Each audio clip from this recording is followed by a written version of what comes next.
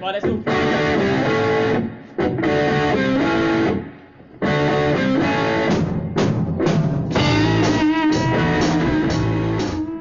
Hi guys, welcome to my lesson on how to play the intro solo from Patience by Guns N' Roses. Okay, so you will have already seen hopefully the video of me playing the solo. So I did that kind of free time. I was kind of half using my clock, but it's basically free time. So we're just going to go through that. As with all of these other videos I've done, the original track is in E flat, so you would have to detune to play along. I'm going to do it just as Slash did it in the solo. I'm actually playing it with my fingers as well, not with a pick, but obviously feel free to play it with a pick. It changes the tone slightly, but I think it's absolutely fine for this. We're going to start by playing over a C chord, and we're going to start by playing a G note, which works quite nicely. I'm going to play that note twice. The first time, it's going to be 3.5 beats, basically. So then we're right at the end of the bar for the next one. And it's a much shorter note, it's only a quaver. So you've got... Then we're going to go into this first kind of longer lick. And we're going to do some slides. We're going to use our ring finger on the 10th fret on the B string, and we're going to slide to 12 on the B string. Like that. Then we're going to play 10 on the high E string with our first finger. And then we're going to play 12 on the B string and slide back to 10. So we've got this. So I'd say the slides are relatively fast, but not really fast. They're not, but they're not. They're somewhere in between those two things. And then to finish off this lick, we're going to play 8 on the B string with our first finger, then 10 on the B string with our ring finger, then 8 again. Okay, and that's what I always teach as lick 1.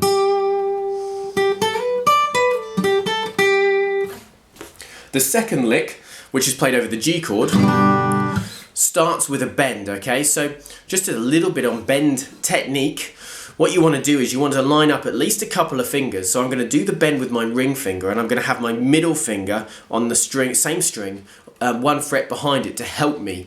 I'm also going to get my thumb over the top so I can grip the guitar nicely. And what I'm trying to do is move my fingers up as well as my wrist to move that string up. And with my first finger, I'm resting it along those strings so I can deaden the noise, so I don't get any other strings making noise. Definitely helps, particularly if you're playing an electric guitar, but it's still useful on an acoustic. So you've got that kind of... Okay, so what we're going to do is a full tone bend, which means we're going to bend this A note to this B note. Okay, so it's going to be... There you go, that was better. Second one was better. Now, I have to admit, I have a habit of slightly underbending those because I like the way it sounds. So I will do a more kind of a curly... Okay, so that's my own personal way of doing it. But if we're doing it properly, we should hit that B note with that bend. Okay, the next bit is going to be on the E string now. We're going to play 7, 8, 9, 10. Now, what I say to people is you can either do this 1, 2, 3, 3 like that, which works, or 1, 2, 3, 4. Either of those is fine. So we bend up. We actually kill that note with our right hand. So what I'm doing there is as I play it, I then kill it with my right hand like that. So that's how I get that. That's how I get that dead note, and I'm going to play 7, 8, 9, 10 on that E string. Then I'm going to go back and do that bend again. It's a longer note. There, it's a whole beat, but we're basically going to bend it again up a tone from the A note to the B note, and then we resolve it back to a G. We're playing over a G. Lots of vibrato on that note if you're comfortable doing vibrato, which is just wiggling it. It's lots of little bends. We're going to do that first finger there, that 8 note. So let's do that second lick. So it's going to be bend on 10, 7, 8, 9, 10 on the E string, then it's going to be another bend, and then we resolve it back to the root, which is the G note, which is 8th fret on the B string. Okay. Yeah, that's basically what we're looking for. Now, the tricky bit with that is they actually go together. Those two licks actually go straight from one into the other. So whenever I teach it, I always say practice them separately, but they do kind of go into each other. So it does end up being...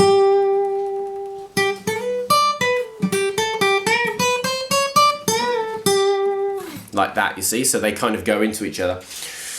I also, they're just you could hear that I went down a little bit. Again, that's personal preference. It's not exactly what he does in the song.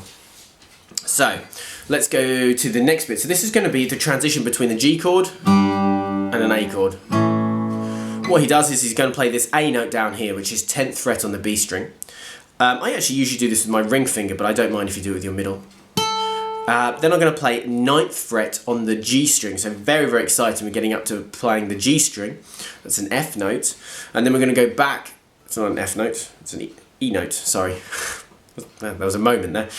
So the A note, then we play the E note, 9th fret on the G string. Again, I'm going to play this with my middle finger, but I don't mind if you do it more like that.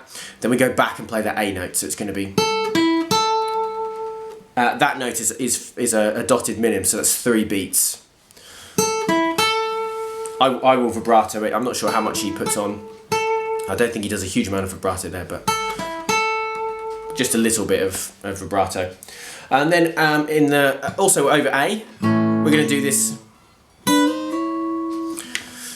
this kind of really cool 6th slide. So we're going to play 7 on the G string with our middle finger, and we're going to play 7 on the E string with our ring finger. Okay, that's the shape. It's not 1 and 2, it's 2 and 3. And we're going to play those 2 notes. So I'm going to play one with my thumb and one with my index finger. I could use my middle finger, but that's what I'm just going to do though. It's the simplest way.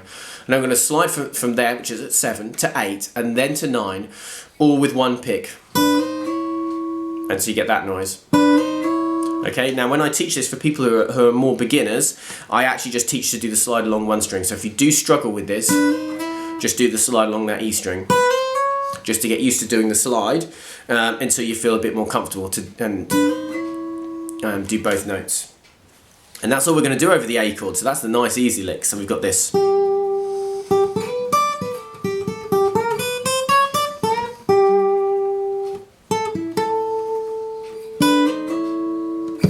Okay, so now we're up to the D chord. That's the final chord we're going to play over. And we're going to do these really cool country 6ths, which I love. I love playing a bit of country. Who doesn't? But these are really, really country sounding. And all we're doing is we're going to play through a scale, and we're going to play the notes with the 6 notes apart. So that's why they're called 6ths. And that's the 3 we're going to use, like that. You hear these quite a lot in country, but you also hear them things like the intro to Dead or Alive by Bon Jovi. It's another classic where they do the...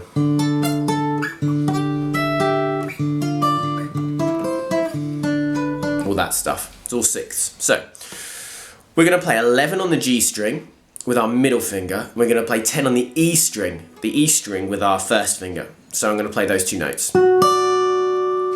Then what I'm going to do is I'm going to move that, keep that shape, but I'm going to move it to 9 and 8. So it's 9 on the G string with my middle finger, 8 on the E string with my first finger. Then we're going to go to this 7 and 7, which is one we've obviously already done. Middle finger does the 7, ring finger does the 7 on the E string.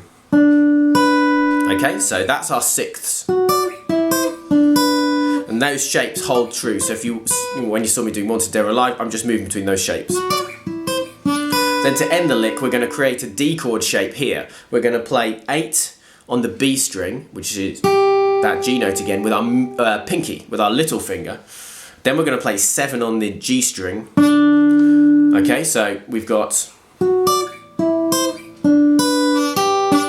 Then what I'm going to do is I'm going to play the E string on 7. I'm going to slide it back to 5, but I'm going to keep my other finger down on the G string. So I'm going to get that sound of sliding back as well, because I've also just played that note. So it should be... So it sounds like you can still hear 2 notes sliding back, okay, because I'm letting that one ring out. And that's what he does to end it. So that's the whole solo, basically. So...